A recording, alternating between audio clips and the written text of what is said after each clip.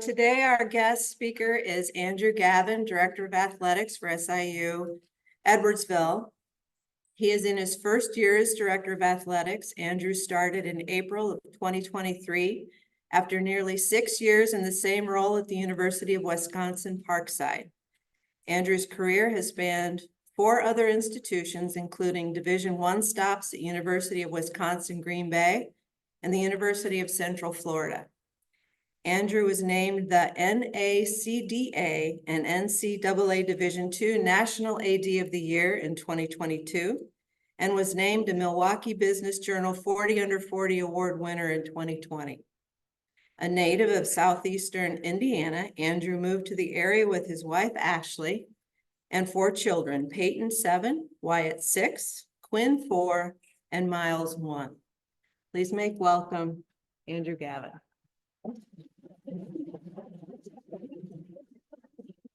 We need to take more road trips with the team. I brought my family Saturday, unfortunately. There we go. Sure. All good? All right. Thank you, Laura. Appreciate the invitation. Thank you all for being here today. Starting to see more familiar faces in rooms like this, which is great for me. As Laura mentioned, been here for less than a year, interviewed at SIUE about a year ago at this time and started the transition here. So appreciate the invitation, appreciate the opportunity to get to know all of you that I have and look forward to getting to know the rest of you.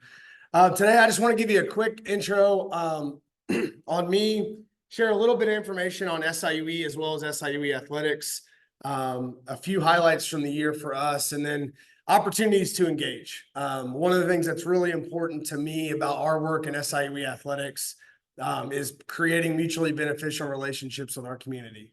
And that's engaging as it relates to getting you guys to games, engaging as it relates to getting our student athletes out in the community to do community service, in many other ways. And that's been a lot of the focus that I've had over the course of the last year. As Laura mentioned, the Gavin Family Circus, as I like to call us, I was very interested in that. I didn't know it was a joke to start, first of all, but I was very interested in that joke. I just turned 40 and I've got a lot of children. So I was curious where he was going with that. But so we moved here as a career. The older 2 are at Glen Carbon School. We live in Glen Carbon. The younger 2 go to daycare on one of the on-campus spots at SIUE. And we're really happy to be here. That was a big draw for me beyond the professional journey. Was just knowing that this was going to be a great community to raise all these knuckleheads here. So we're really happy to be here.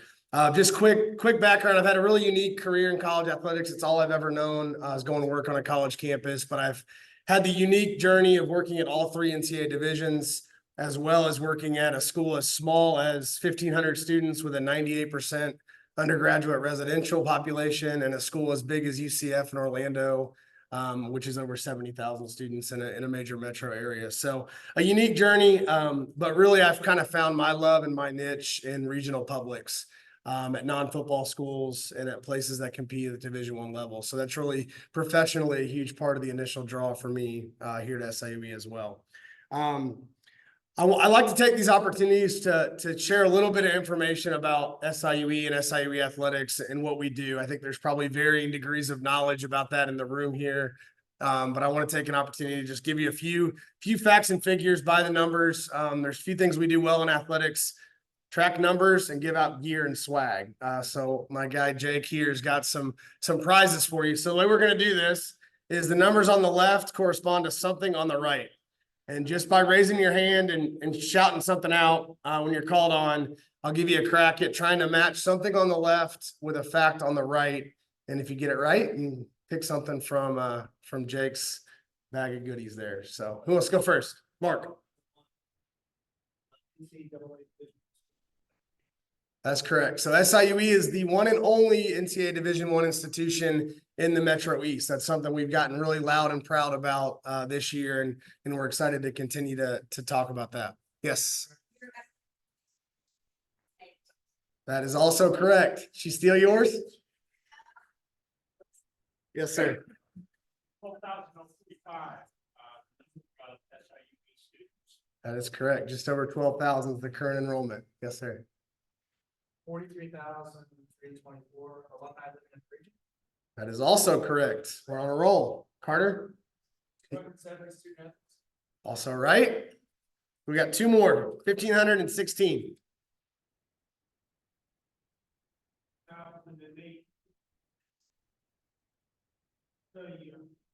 Division 1. That's right. 16 programs that we. That's also right. I think the last one is 1,500 plus. Not correct. There's one left. I still got wrong.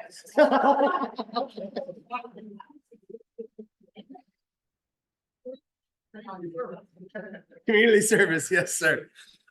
All right, so that just gives you a little bit of a snapshot of some of the numbers that tells you a little bit about us.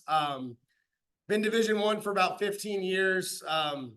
Talked about family. I think of a lot of things through the lens of a father. I kind of think of us in our Division I toddler days right now.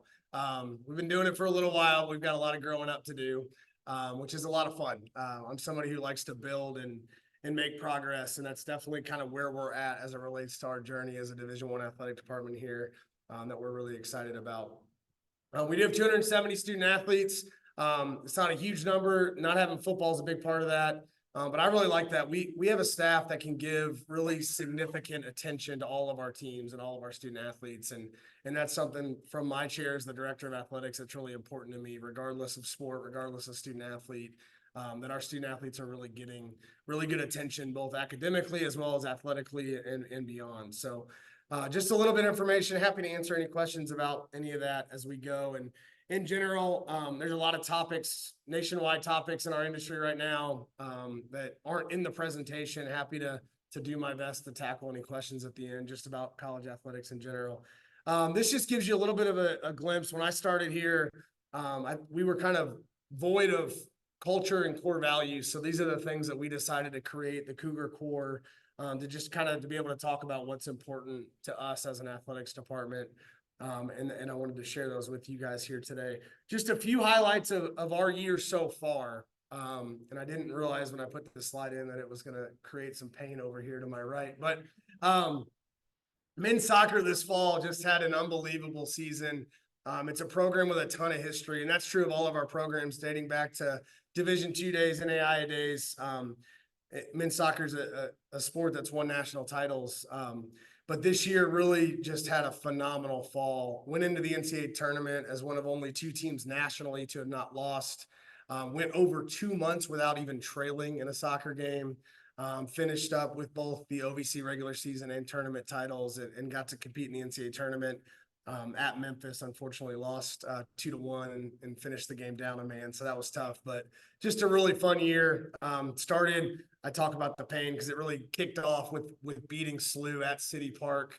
First college soccer game ever to be played at City Park was that day with our men and women's teams from SIUE and SIUE. And the men really starting a great season by winning the bronze boot there. We will likely do that again this coming September. It's not kind of contractually inked yet, but the plan is to try to make that an annual thing to compete against SIUE at City Park, which is an awesome experience for all teams. Our student athlete impact, a couple of pictures here on the sides are our student athletes out in the community. So that is really important. I mentioned the 1,500 plus community service hours. We want our student athletes to be doing that to give back to Edwardsville and beyond. So keep that in mind. We can't always say yes. There's only 270 of them. They've got a lot of things going on.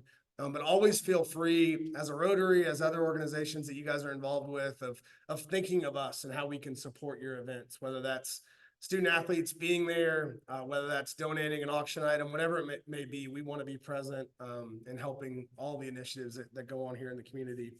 And then academics is something we're really proud of with our student athletes. And this can be lip service in my industry, but at SIUE, it's really not.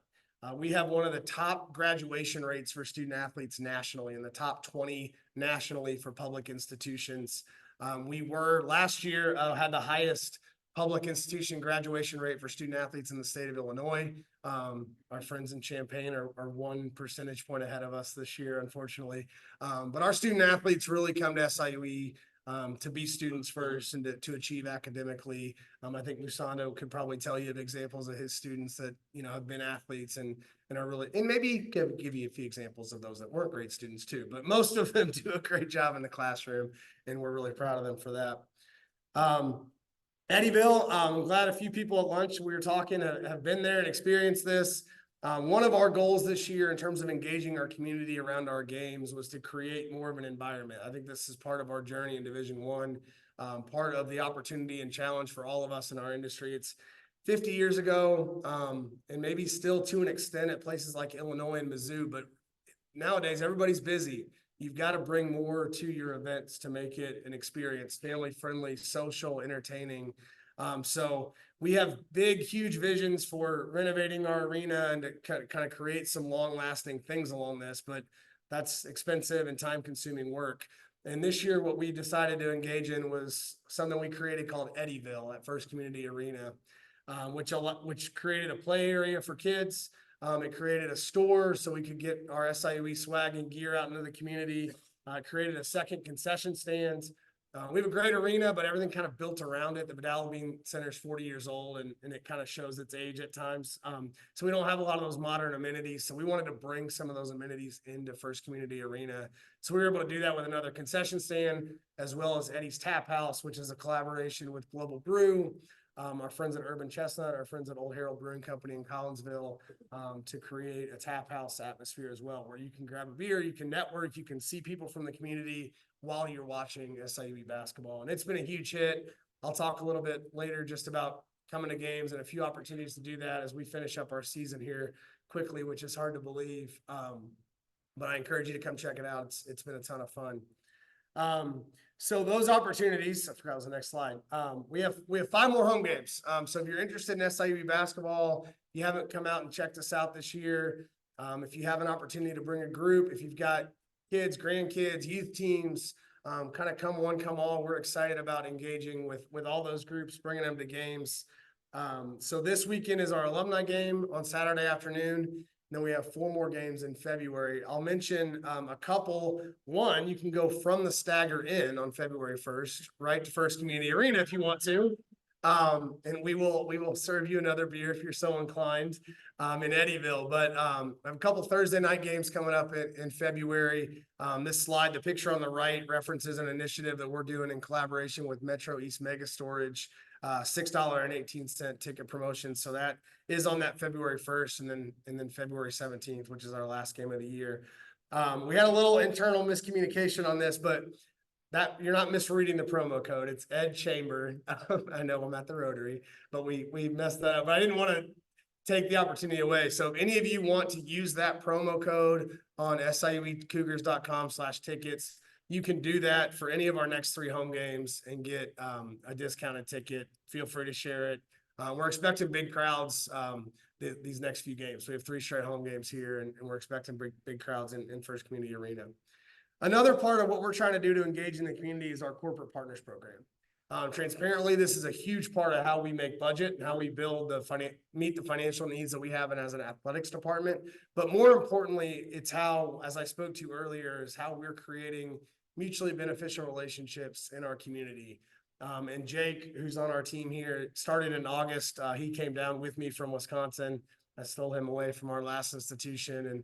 And we've really tried hard this year to kind of re-energize some of those partnerships. Obviously, Lauren First Community is kind of the ultimate one that we have with our arena naming rights, but we have a ton of different partnerships with people in our community that are trying to hire our students, trying to get our students to their businesses, trying to use our events for employee engagement. There's a lot of different ways that we can create these partnerships, and we're excited to do that in mutually beneficial, intentional ways. So if any of you have businesses and would want to think about how to create a presence at SIUE athletic events, we'd love to talk to you about that.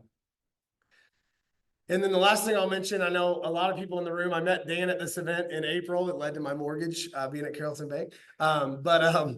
We have a huge fundraising gala in downtown St. Louis at the Ballpark Hilton, which is a really fun event as well. Get together to celebrate SIUE athletics. This year we're doing that on a Friday night in late April. So just another opportunity to engage with us, that we want you guys to be part of what we're doing with SIUE athletics. So that is my last slide. Like I mentioned earlier, I kind of wanted to highlight some of the ways that we're trying to engage with our community with my presentation, but I also want to answer any questions that you guys may have as well. Yes. How do we contact you if you have an event that would like some volunteers? Yep, either of those two there is fine. Typically Jake runs with a lot of those. He's done that a few times. With whether it's auction items or trying to get the volunteers out there as well. So. Question. Yes. Okay, so last weekend, my friend Dave, I met somebody who plays paintball for a scholarship in college. Do you have any athletics at SIUE that are kind of? Say paintball? Paintball. Huh. He legitimately got a scholarship for playing paintball. That's So, do you have any weird? I love that question. To my knowledge, we don't have paintball. So we do have a pretty robust intramurals and club sports program at SIUE that falls kind of in a different department than mine.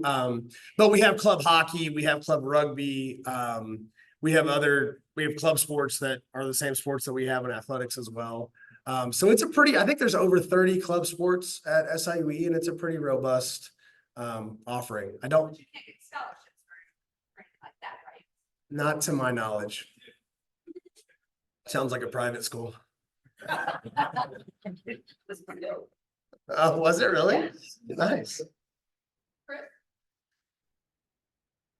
Arthur, do you play paintball down here?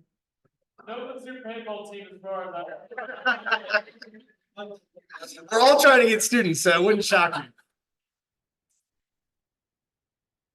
I just hope they don't use our facilities for that. Yes, sir. And with the portal, transfer portal going on, huge thing in college sports. How do you get athletes? I mean, I got so many people that are here in the summer saying, how do you get athletes to, how do you convince them that probably moving on isn't gonna be, you see people that transfer 2, 3, they're on their 4th transfer. Yeah. Think they're getting more playing time where they go next. How do you combat that? Yeah, it's a hard question to answer. I think the biggest thing is when it relates to transfer is you have to provide a good experience first and foremost, right? And I think previously 10, 12 years ago, the high percentage of transfers were those student athletes that weren't having a good experience, right? So if that's true, that may be because he or she's not good enough to get the playing time they want. I'm an example of that. I was a proud Division III bench warmer, but it may be, the culture in the locker room, the coaching style doesn't match, right? So that the high percentage of transfers 10 years ago was that, right? Now it's a lot of young men and women are having a great experience in transfer or think they want to transfer. It's become kind of the thing to do to post on social media that you're going to transfer. And it's an interesting thing for our coaches to navigate. And I think there's certain sports where it's a little bit more challenging than others. For us, men's basketball, it's more high profile as it relates to transferring. But you also have to figure out, so one, you have to have a good culture and have a good experience. So our team had 7 men's basketball players go in the transfer portal last spring. Best year we've had in our Division I history by far. Competed in the OVC, beat St. Louis, won a school record 19 games. Everyone, for the most part, having a good experience. Coach is doing a good job. 7 young men went to the transfer portal. 4 of them are still playing for us. And those 4 are the 4 that are the highest caliber of those 7. So I think you also navigate from a retention perspective. How do you handle those situations? Because I think in some other cases, people like to be wanted, right? So something about going in the portal where you're recreating that recruiting environment and to see if people want you again. And there's schools that draw a hard line. You go in the portal, you're not coming back, you're done. I don't philosophically always agree with that. And I think our programs probably aren't at that point where we can get away with that hard line either. So I give Coach Brony a lot of credit. He had the relationships built with those young men to talk through that with them, right? And to support them, but also do it in a way that there's some accountability there, and as well as, that we want you here too. So, and in some cases, it's our twin brothers that are fifth-year seniors, Lamar and Shamar Wright. They probably deserve that opportunity to see, right? They graduated from SIUE with a bachelor's degree. They gave us 4 really good years. They're great young men. Talk about guys that are engaged in the community. So in some respects, they kind of deserve the opportunity to see what else might be out there. And then there's the NIL part of it, right? Is there money out there for them to play that we don't currently have at the same level that others may have? So it's really hard, but I think at the core, you still have to do the work every day to support our student athletes, to create the right culture, to be competitive. And it helps offset it at least a little bit. Kind of compounded on my answer. I want to talk about the NIL. Do you think transfer portal has increased in popularity because of the NIL money? Because if they go in and maybe get more money somewhere else, maybe not necessarily place. Is that probably what we see here? It's the answer to your question is yes. It's definitely compounded the intrigue, I'll say.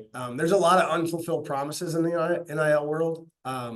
If any of us in this room are close enough to young men and women that are going to be going to college and have those opportunities, I think we really have to do our due diligence around that to make sure is what you're getting promised really going to come to fruition. Because sadly, there's a lot of examples out there that the money promised and the recruiting efforts don't ever come to fruition. But it's part of the intrigue. I think it's part of why student athletes are going to want to explore their options in a different way.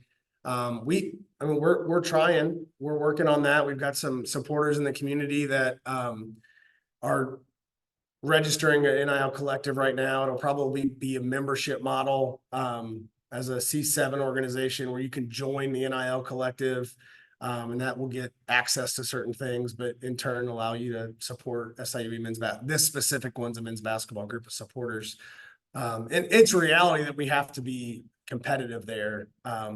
We just lost a young man, and I won't get into too much detail because it's not fair to him, but we just lost a young man who's relatively local to a school that's, call it 20 hours from here, on the promise of about $20,000 of NIL money. That's sad in a lot of ways because that 20 is not going to go very far where this school's located. Mom, dad, parents, grandparents, friends aren't going to be able to watch him play. And then is that money actually going to ever come? And that's the hard part. And because NIL money can't be dictated by us as an athletics department, we don't really have any control other than to try to educate our student athletes on some of those realities in ways that are still supporting their right and, potential to do it. Well, I keep telling Coach Brown, they've got 4 years old, really better ball, but he's not really. It's shocking. So maybe we could word it. I've got a year left in basketball, and Coach Brony never gives me the time of day either, so I can relate to your pain. Is there any talk of restructuring how NIL is paid out to the athletes? And I got a 2-part thing. And has there ever been any talk about? I'm not a fan of the transfer portal. I played college golf, and if I wanted to transfer to another school, I had to sit out. Yeah. Is there any talk about possibly going back to that to kind of get this under control? I don't think the courts are going to allow that, to be honest. And I don't know if you followed this year, there were some high profile football and basketball cases this fall where student athletes and schools fought the court on the 2-time transfer rule. So the current rule is if you transfer for a second time, you have to sit out unless you just earned a bachelor's degree. And that kind of wipes that rule away because you've already made that progress. But it went to the court and that case won. So all of a sudden, within the blink of an eye, all of these young men and women who were previously ineligible became eligible the next day because the court said so. So I don't envision the court allowing it to go back to having a restrictive transfer portal. There's other rules that can be put in place. There's other rules that student athletes have to hit in terms of number of credits they've passed and progress towards degree and GPA requirements. So there may be some modifications there over time, but I don't see it changing much. I think it's going to be our continued reality. We just played a young man at a school 2 weeks ago that is at his 4th institution. And that's where I do give our program a lot of credit. I talk about Shamar and Lamar Wright. They're in their 5th year at SIUE and they're going to leave with 2 degrees. I mean, those are the stories we need to talk about a little bit more too, right? So there's some cases where I think transferring is a good thing. Yeah. But more cases than not, it's because, you know, their feelings are hurt or something, and it doesn't teach them any type of commitment towards the commitment that the institution made to them. And that's the part that really. Yeah. Well, in prior years, the coaches would leave, you know, they recruit these kids to come and then the coach would take off. So there was no. Yeah, and that's a really hard part of the narrative too. I mean, you look at Washington's coach just leaves to go to Alabama for $12 million or whatever crazy number it is. It's more than our entire athletic department budget. I know that, his salary, right? So that you try to philosophically, there's a lot of things you said I agree with, but it's really hard to argue when some of this other stuff's got so out of control. What will the NCAA look like in 10 years? I have no idea. Yeah. I don't. I think football is going to have some break at some point. To an extent, they do, because of the way they do their championship is different than the rest of the sports with the college football playoff. But it's not sustainable for Stanford and Rutgers to be playing softball games against each other in the same conference, or I guess UCLA and Rutgers in that example. That does not make any sense for so many reasons beyond the money, just logistical sense. It is so impractical that I feel like at some point the football part is going to have to break away from some of the traditional conference norms. And right now we're kind of holding on to this conference model where every sport's in the Big Ten or every sport's in the Pac-12, or that's getting really out of control. I just can't imagine that being sustainable from a physical and mental health, missed class time. I mean, the money's the money. I mean, at some level it keeps coming for those conferences, so they don't have to worry about it to the same extent. But to get on a plane to go play a Tuesday night softball game across the country, I just can't imagine that model sustaining itself. Cool. Thank you all. So we want to give you this from the home nursery and the Tosovsky family. Thank you so much. Thank you and Appreciate it. appreciate Thank it. you all. Yeah. Okay, 50-50. Hey, Jake, do you want to talk about the coaches thing you do at Global Brew? Yeah. Hey, come and take the mic. So this will be short and sweet, but so a newer initiative, Andrew actually had a picture of it on his slideshow. At Global Brew, we host a coaches show, which we're doing January 29th, February 5th, February 12th, and February 19th to close it out. But it's an opportunity for the community to hear from our head coaches, and then we bring a student athlete in there as well. It's presented by Urban Chestnut Brewing Company, so it's a unique event that's, again, allowing our coaches to talk about a lot of the questions that you guys had today and how they're combating it as well.